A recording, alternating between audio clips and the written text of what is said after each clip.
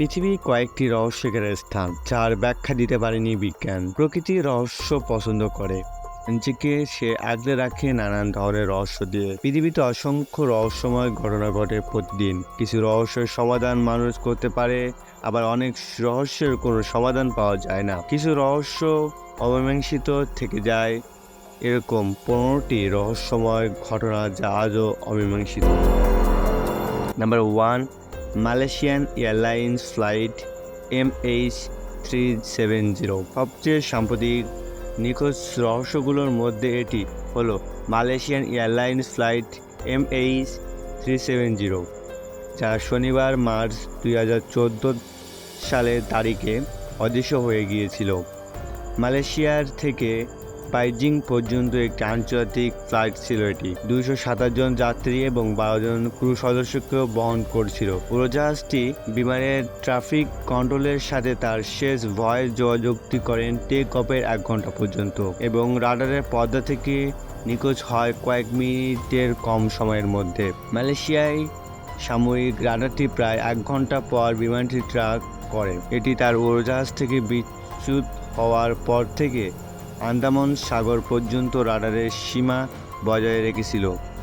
বিমানটি অদৃশ্য হয়ে যাওয়ার আগে কোনো সতর্কিত সংকেত, খারাপ আবহাওয়ার সতর্কবাণী বা প্রযুক্তিগত কোনো সমস্যার কথা বলেননি। অনেকেই এই সিদ্ধান্তে উপনীত হয়েছিল যে ভারত মহাসাগরে এই ফ্লাইটটি শেষ হয়ে গিয়েছে, কিন্তু এখনও অনুসন্ধান চলছে, সেখানে কোনো ধ্বংসাবশেষ পাওয়া যায়নি। নাম্বার 2, উলপিটের রহস্যময় সবুজ রঙের ভাই বোন। 13 শতাব্দীতে হঠাৎ করে ইংল্যান্ডের উলপিটে একজোড়া ভাই বোন উদয় হয়।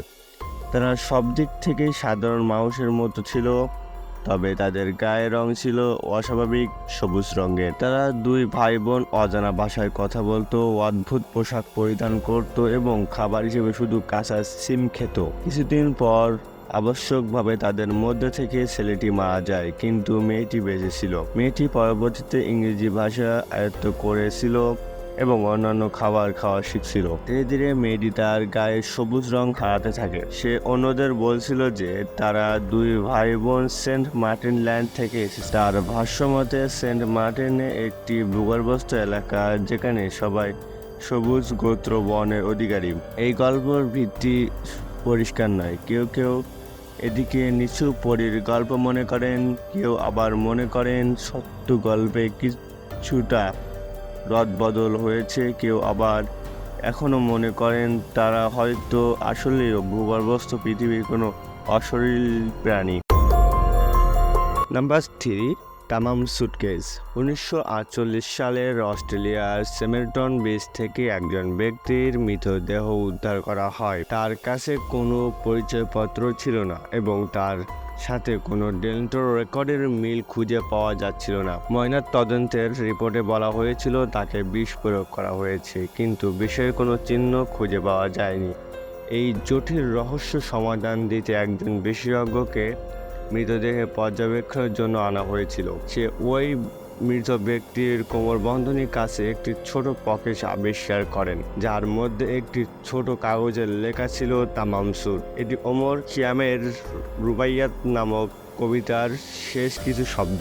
ধারণা করা হচ্ছিল যে কাগজের ওই টুকরোটি সৈকতের পাশে রাখা গাড়ির ভেতরে রাখা বইয়ের ছেঁড়া অংশ। সেই বইতে একজন নার্সের ফোন নাম্বার ছিল, সেই সাথে তাকে সাংকেতিক বার্তা ছিল।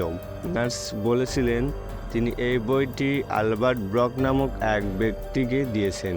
পুলিশ ভেবেছিল মৃত ব্যক্তি মনে হয় অ্যালবার্ট ব্রক। যতদিন অ্যালবার্ট ব্রক সরাসরি নিজে এসে উপস্থিত না হয়, ততদিন তারা ভাবছিল এটি অ্যালবার্ট ব্রক। পরবর্তীতে অ্যালবার্ট ব্রক তার সেই বইটির সাথে করে নিয়ে এসে যেটা তাকে দিয়েছিল সেই নার্স, এবং সেই তামাম সুট করাটি সেখানে থেকে ছেঁড়া হয়নি। এই রহস্য কোনো সমাধান আজও পাওয়া যায়নি। নাম্বার 4, অভিনেত্রী Mary M Prince. Mary M Prince ছিলেন নির্বাক যুগের চলচ্চিত্রের বিখ্যাত অভিনেত্রী। ছবির দুনিয়ায় সবচেয়ে সুন্দরী নারী বলা হতো তাকে। এছাড়াও তিনি ছিলেন জনপ্রিয় গায়িকা ও নৃত্যশিল্পী। তার জন্ম 1884 সালের 26 মার্চ ইংল্যান্ডের বার্মিংহামে। সামুদ্রিক জাহাজ SS অন্ডুলায় উঠেছিলেন আটলান্টিক পাড়ি দেবে বলে। তিনি কিনা হাজারো যাত্রী ও নাবিক এর মাঝ থেকে উধাও হয়ে গেলেন। কেউ কিছু টের পেলেন না। ঘটনাটি 1919 সালের 27 অক্টোবরে ঘটে। সেই দিন ছিল সোমবার। আমেরিকার নিউ ইয়র্ক সিটির কানাডা লাইন জেবিতে নোঙর করল আন্ডুলা। আটলান্টিক মহাসাগর পাড়ি দিতে জাহাজটি সেবারের যাত্রা শুরু করেছিল 11 দিন আগে ইংল্যান্ডের লিভারপুল থেকে। নিউ ইয়র্কে পৌঁছানোর আগে কানাডা নোভা স্কটিয়া রাজ্যের হ্যালিফ্যাক্সে ফেলেছিল নোঙর। ভিআইপি, সাধারণ যাত্রী ও অভিবাসীদের জাহাজটিতে সবচেয়ে আলোকিত যাত্রী ছিল 35 বছর বয়সী ম্যারি এমপ্রিন্স। কিন্তু নিউ ইয়র্কে এসে দেখা গেল যাত্রীদের সবাই আছে, শুধু তিনি ছাড়া। একবার দুইবার নয়, 3 বার তন্ন তন্ন করে খোঁজা হলো পুরো জাহাজ। কোথাও খুঁজে পাওয়া গেল না ম্যারি এমপ্রিন্সকে। বিনোদনের দুনিয়ায় সাড়া পড়ে গেল। এত মানুষের মাঝ থেকে তিনি কখন, কিভাবে, কোথায় হয়ে গেলেন, সেই অনুসন্ধানের ঘাম ঝরাতে থাকলেন অসংখ্য গোয়েন্দা। ফলাফল শূন্য। 100 বছর পেরিয়ে গেলেও এভাবে চিরতরে হারিয়ে যাওয়ার ঘটনাটি এখনো রহস্যে ঘেরা রয়েছে। Number 5, wow signal. Wow signal 1987 সালে 15 আগস্টে ওহাই স্টেট ইউনিভার্সিটির বিগ ইয়ার নামক রেডিও টেলিস্কোপে এই সিগন্যালটি ধরা পড়ে। সেই রেডিও সিগন্যালটি অনেক শক্তিশালী ছিল এবং অনেক দূর থেকে কোনো স্থান থেকে এসেছিল। পরবর্তীতে জ্যোতির্বিজ্ঞানী জেডি আর এমম্যান্ট সংকেতটি বিশ্লেষণ করতে গিয়ে অভিভূত হয়ে এবং এর কম্পিউটার প্রিন্ট আউটের পাশে ওয়াও লেখেন, যা থেকে এই সংকেতের নামকরণ করা হয়। সাধারণত সৌরজগতের ভিতর থেকে এই ধরনের সংকেত আসার কথা নয়। এতে পৃথিবীর বাইরে প্রাণের অস্তিত্বের সম্ভাবনা দেখা যায়। সংকেতটি সবাইকে অবাক করে দিয়েছিল। সংকেতটি 72 সেকেন্ডে স্থায়ী ছিল এবং তারপর আর সেটি কখনো শোনা যায়নি। তবে বিজ্ঞানীরা ধারণা করেন এই সিগন্যালটি যদি পৃথিবীর বাইরে থেকে কোনো সম্প্রদায়ের কাছ থেকে আসে তবে তারা আমাদের থেকে অনেক উন্নত, কিন্তু এই রহস্যের জট এখনো খোলেনি। Number 6, DP Cooper. একজন ব্যক্তি নিজেকে ডন কুপার দাবি করেন এবং 1971 সালের নভেম্বর মাসে নর্থ ওয়েস্ট এয়ারলাইন্সের ফ্লাইট 305 এর সিয়াটনের উদ্দেশ্যে যাত্রা করেন। প্লেনের শেষের সারিতে বসে একটি ব্যক্তি সিগারেট ধরান। তিনি একটি সোডা অর্ডার করেন। তার কিছুক্ষণ পর একটি নোট ফ্লাইট অ্যাটেন্ডেন্টকে দেন। সেই নোটে তিনি বলেন তার কাছে একটি বিস্ফোরক আছে এবং তিনি তাকে তার পাশে বসতে বলেন। যখন সে তার পাশে বসে তখন কুপার তার বিস্ফোরকের খুলে দেখায় একটি ব্যাটারি, কিছু লাল কাঠি এবং তার দেখিয়ে তিনি বলেন, আমি নগদ $2,00,000 চাই, তাও বিকেলের মধ্যেই, এবং একটি ব্যাগে 2টি প্যারাশুট চাই, এবং যখন আমরা ভূমিতে নামবো তখন একটা তেল যেন তৈরি থাকে। ফ্লাইট অ্যাটেন্ডেন্ট প্লেনের চালককে কুপারের কথা বলেন। সিয়াটনে নামার পর যাত্রীদের ছেড়ে দেওয়া হয় এবং যাবতীয় অর্থ এবং প্যারাশুট বিমানে আনা হয়। কুপারের নির্দেশে বিমানটি নিউ মেক্সিকোর দিকে যেতে থাকে। প্লেনটি 10,000 মিটার এর বেশি উচ্চতায় যাওয়ার পর কুপার নগদ অর্থ সহ এবং প্যারাশুট বেঁধে পিছনের সিট থেকে লাফ দেয়। এরপর অনেকেই নিজেকে কুপার দাবি করেন কিন্তু কোনো উপযুক্ত প্রমাণ দিতে পারেননি। এই গল্পটি এত বিখ্যাত ছিল যে কুপার কমিক সিরিজের বিষয় হয়ে দাঁড়িয়েছিল।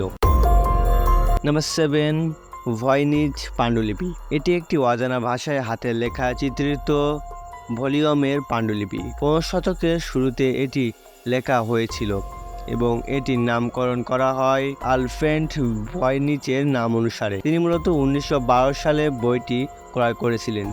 এটি অসংখ্যবার পড়া হয়েছে কিন্তু এর কোড কেউ ভেদ করতে পারেনি।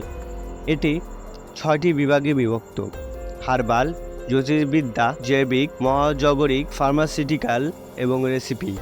কিছু পাতা হারানো গেলেও এর সংকলনে প্রায় 234টি পাতা রয়েছে, যার অধিকাংশই চিত্রালঙ্করণের সাথে সঠিক। পাণ্ডুলিপিটির অনেক বনদাতে এ সময়ের ভেষজ পাণ্ডুলিপি, গাছপালা, চিত্রালঙ্করণ এবং এদের সম্ভাব্য ব্যবহারের সম্পর্কিত তথ্য রয়েছে। উদ্ভিদ বিশেষজ্ঞদের মতে আঁকা উদ্ভিদের অনেকগুলোই কোনো পরিচিতি প্রজন্ম অনুরূপ না, তারা যৌগিক বলে মনে করেন। কেউ কেউ এই প্রস্তাব উপস্থাপন করেছেন যে এটি একটি ফাঁকি, কিন্তু বেশিরভাগ মানুষ বিশ্বাস করেন এটি খুবই জটিল এবং অত্যাধুনিক। অনেকেই বিশ্বাস করেন এটি একটি মেডিকেল ভলিউম বা যা এখনও রহস্য আধারে ঘেরা।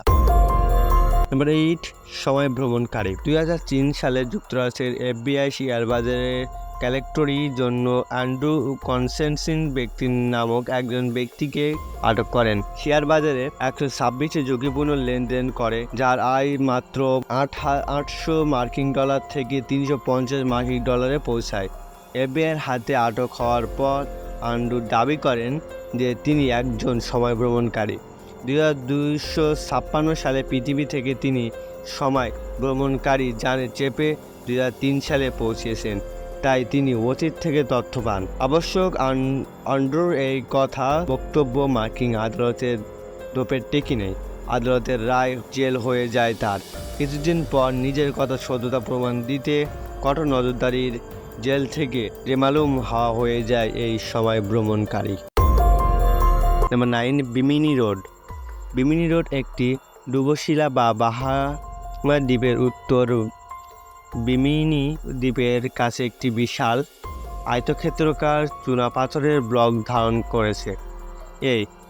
এর গঠনিক চেহারাটি দেখলে অনেকে দাবি করেন যে এটি একটি হারিয়ে যাওয়া প্রাচীন সভ্যতার প্রমাণ। প্রচলিত মতামত এটি প্রকৃতপক্ষে একটি প্রাকৃতিক ল্যান্ডফর্ম, কিন্তু কয়েকজন বিশেষজ্ঞ এখনও নিশ্চিত নন। 1938 সালে বিমিনি রোড আবিষ্কার করা হওয়ার পর 1968 সালে রহস্যবিদ এডগার কর্টস এটিকে অদ্ভুত ভবিষ্যদ্বাণী করেছিলেন। বিমিনির নিকটবর্তী যুগ এবং সমুদ্রের তলদেশে জলমগ্ন মন্দিরের এখন আবিষ্কৃত হতে পারে। নাম্বার 10, হিমায়িত বালিকা জিন হেলিওয়ার্ল্ড। হলিউডের চলচ্চিত্রের অনন্যাকে নিশ্চয় মনে আছে সবার। এলসার কারণে বরফে জমে যাওয়ার অনন্যাকে ভালোবাসা দিয়ে সরিয়ে তোলা হয়। এবার বাস্তবে অনন্যাকে খুঁজে পাওয়া গিয়েছে। নাম জিন হেলিওয়ার্ল্ড। ঘটনাটা ঘটেছে 1980 সালের 20 ডিসেম্বর। এই দিন জিন হেলিওয়ার্ল্ড তার গাড়ি নিয়ে যুক্তরাষ্ট্রের লংবাইরের তুষার পড়া রাস্তা ধরে গাড়ি চালিয়ে বাড়ি ফিরছিলেন। বাড়ির কাছাকাছি এসে হঠাৎ তিনি সিদ্ধান্ত নিলেন গাড়ি চালানো থামিয়ে তুষার পড়া রাস্তায় একটু হেঁটে বেড়াবেন। এরপর বাড়ির লোকেরা যখন তাকে খুঁজে পায় তখন তিনি অচেতন অবস্থায় 6 ঘন্টা ধরে তুষার পড়া রাস্তায় পড়ে আছেন। সে সময় তাপমাত্রা ছিল -22°C ফারেনহাইটের, যা হিসাব করলে দাঁড়ায় -7.6 ফারেনহাইট। যখন তাকে হাসপাতালে নেওয়া হয় তখন তার মধ্যে বেঁচে থাকার কোনো লক্ষণ ছিল না। তুষারের থেকে থেকে তার চামড়া এতটাই শক্ত হয়ে গিয়েছে যে শরীর ইঞ্জেকশন দিতে পারছিল না চিকিৎসকরা। সবাই ভেবেছিলেন জিন মারা গিয়েছে, কিন্তু সবাইকে অবাক করে 3 দিন বাদে হাত পা নাড়াতে শুরু করেন। 6 সপ্তাহ পরে সবার চোখের সামনে দিয়ে দিব্যি হেঁটে বাসায় ফিরলেন জিন হেলিওয়ার্ল্ড। নাম্বার 11, ওয়াকভিলের বাবর। অক্টোবর 7, 1994 সালের ওয়াকভিলের বাসিন্দারা এক অদ্ভুত বৃষ্টি লক্ষ্য করেন। এই বৃষ্টিতে পানির ফোঁটার পরিবর্তে জেলিটাইপ সমৃদ্ধ বাবর পড়ছিল। বমি বমি ভাব হয়ে একটি বিড়ালছানা মারা যাওয়ার পর ওই বাবরগুলো টেস্টের জন্য পাঠানো হয়েছিল। তাতে 2 ধরনের ব্যাকটেরিয়া পাওয়া গিয়েছিল, যার একটি মানুষের পাকস্থলীতে পাওয়া যায়। টেস্টের ফলাফল জেনেটিকগুলো কোনো জীবন্ত জীব থেকে এসেছে, আবার কেউ বলেছিল শীতল রক্তকণিকা হতে। কিছু অধিবাসী এই ঘটনাকে সাময়িক পরীক্ষার অংশ বলে দাবি করেন, কেননা ওই সময় এই এলাকায় সাময়িক কার্যকলাপ বৃদ্ধি পেয়েছিল। Number 12, Polak টাইপসন। 1957 সালে 2 বোন জোয়ানা ও জ্যাকলিন সড়ক দুর্ঘটনায় নিহত হন। 1 বছর পর তাদের মা যমজ সন্তান জন্ম দেয়। একজন ছিল জেনিফার ও গিরিয়ান ও অন্যজন গিরিয়ান। তারপর তিনি এক অদ্ভুত ব্যাপার লক্ষ্য করেন। জেনিফারের দেহের জন্মচিহ্ন ছিল যা জ্যাকলিনের মতো। তাদের মা তাদের নিয়ে একটি গেম খেলেন, সেখানে জেনিফার এবং গিরিয়ান চোনোয়ার জ্যাকলিন যেভাবে মারা যান তারা সঠিক সেই দৃশ্য মতোই খেলছিলেন। কিন্তু আশ্চর্যের বিষয় হলো তার বাবা মা কখনই মেয়েদের সাথে দুর্ঘটনা নিয়ে আলোচনা করেননি। দুর্ঘটনা শুনে মনোবিজ্ঞানী ডাক্তার ইয়ান স্টিফেন্স এই সিদ্ধান্তে মোহিত হলেন যে সম্ভবত এই যমজ তাদের বোনেদের পুনর্স্থাপন ছিল। Number 13, ক্রিমিং mummy. 1886 সালে একটি মমি আবিষ্কার করা হয় যার মুখে বিস্তৃত ধরনের দুর্গন্ধ ছিল, এমনকি তার অন্যান্য অঙ্গ প্রত্যঙ্গগুলো অক্ষত ছিল এবং যা সাধারণ মমির মতো প্রক্রিয়াজাত নয়। ধারণা করা হয় কাউকে হত্যা, বিস্ফোরক অথবা জীবন্ত কবর দেওয়া হয়েছিল। ন্যাশনাল জিওগ্রাফির মতে এটি ফারাও রামেসেস III এর পুত্র প্রিন্স প্যালেন্টওয়ের মমি, যা বাবার হত্যার পরিকল্পনা করেছিল। ক্রিমিং মমির রহস্য আজও সমাধান হয়নি।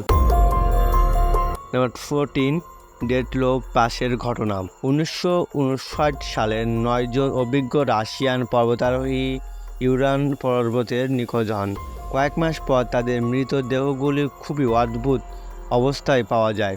3 জন মাটিতে পড়েছিলেন এবং বাকিরা 15 ফিট বরফের নিচে তাদের একটি গর্তে পাওয়া যায়, যেটি তারা নিজেদের জন্য খোদাই করেছিল। তাদের ত্বকের আঘাতের চিহ্ন ছিল, সেই সাথে কিছু হাড় ভেঙে গিয়েছিল এবং কিছু অভ্যন্তরীণ আঘাতও ছিল। কিছু লাশের কাপড় ছিল, আবার কিছু লাশ সম্পূর্ণ নগ্ন। একজনের জিহ্বা এবং একজনের চোখ ছিল না। কেন এবং কিভাবে তাদের হত্যা করা হয়েছিল সেটি আজও একটি রহস্য। নাম্বার 15, বৃষ্টি মানব ডন ডেকার। 1983 সালের কথা। যুক্তরাষ্ট্রের পেনসিলভেনিয়ার নিবাসী ডন ডেকারের দাদা সম্পত্তিগত হয়েছে। তার শেষকৃত্য অনুষ্ঠানের শেষে প্রাক্রান্ত ডন বাড়ি ফিরে আসেন। বাড়ি ফিরে আসার সঙ্গে সঙ্গে বাড়ির ছাদ এবং দেয়াল জুড়ে বৃষ্টির মতো পানি পড়া শুরু হয়, অথচ বাড়ির ছাদ বা দেওয়ালে কোনো পানির পাইপ সংযুক্ত ছিল না। সাধারণ সমস্যা সমাধানের জন্য ডনের বন্ধু পুলিশ ডাকেন। পুলিশের সহায়তায় ডনকে নিয়ে যাওয়া হয় বাড়ির পাশের পিৎজা রেস্টুরেন্টে। অবাক হওয়ার বিষয়, ডন বের হওয়ার সঙ্গে সঙ্গে বাড়ির বৃষ্টি থেমে যায়। ডনের বন্ধু পুলিশ আরও অবাক হয়ে যায় যখন তারা দেখতে পায় পিৎজা রেস্টুরেন্টে ডনের ঢোকার সঙ্গে সঙ্গে সেখানকার দেয়াল এবং ছাদ জুড়ে বৃষ্টি শুরু হয়। এই ঘটনার ব্যাখ্যা আজও দিতে পারেনি কোনো বিজ্ঞানী বা সায়েন্টিস্ট।